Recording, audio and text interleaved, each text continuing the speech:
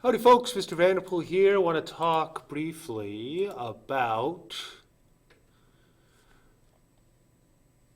why bank reserves change because of changes in monetary policy, and thank you to the teachers that originally made this document. I appreciate that.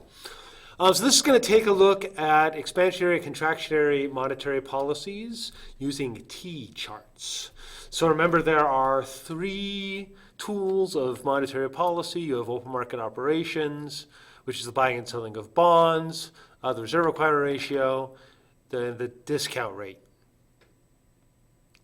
And the reserve requirement ratio is the percentage of checkable deposits that have to be held by banks, and the discount rate is the rate at which banks borrow from the Federal Reserve's discount window. So let's go ahead and take a look at this using T-charts. So we're going to start off, we're just going to cover expansionary monetary policy. Contractionary is just the other side. So if you understand expansionary, you should be able to follow along with contractionary. So open market operations. We're going to assume the Fed buys $10,000 worth of securities. The reserve requirement ratio is 0.1. So bank one, before the Fed buy, we can see they have liabilities of $20,000. Their assets, they have to hold 10% of the $20,000, which is $2,000. They can lend out the rest. That's excess reserves of $18,000. So your total reserves becomes $20,000. Now, after the Fed buys $10,000 worth of securities, there is now $10,000 more worth of liabilities for Bank One. So deposits are now $30,000, which means the reserve requirement ratio is going to be still 10%.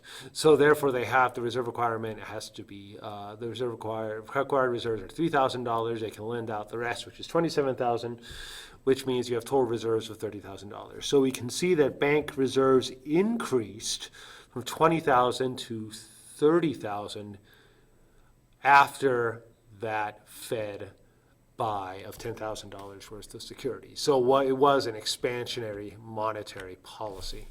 Now let's go ahead and take a look at the reserve requirement ratio, lowering it. So bank one at 0.10 reserve requirement ratio.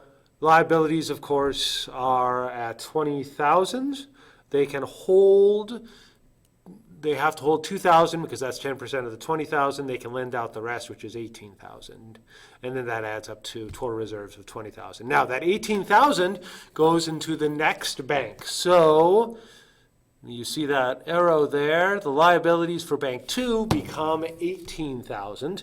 They have to hold 10% of that, which is $1,800. They can lend out the rest, which is $16,200, which means you have total reserves there at $18,000. So if you take the $20,000 total reserves, the $18,000, you get a grand total of $38,000. Now, bank one at a 5% reserve requirement ratio. Liabilities are $20,000. They have to hold 10% of that, which is $1,000. Oh, sorry, not 10% of it. They have to hold 5% of it, which is $1,000 because we lowered the reserve requirement ratio.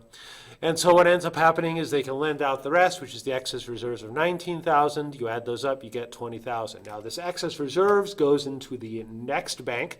So you have liabilities of $19,000. They hold 5% of that, which is $950. The rest they can lend out, which is $18,050. So at a reserve requirement ratio of 5%, the bank reserves total $39,000 because we took the $20,000 plus the $19,000, and that ultimately got us to $39,000.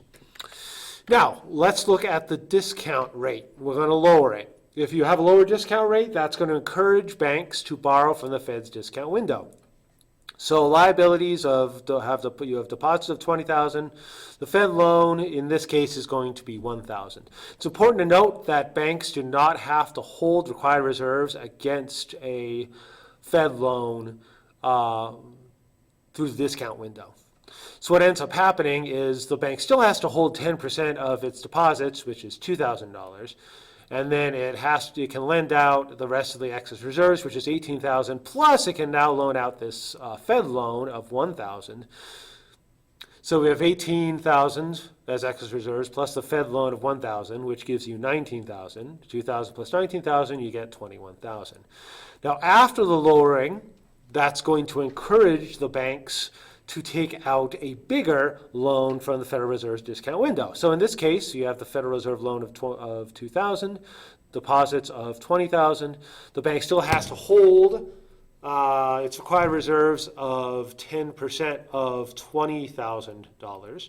Remember, they don't have to hold reserves against the loan, the Fed loan. They do not have to hold reserves against that.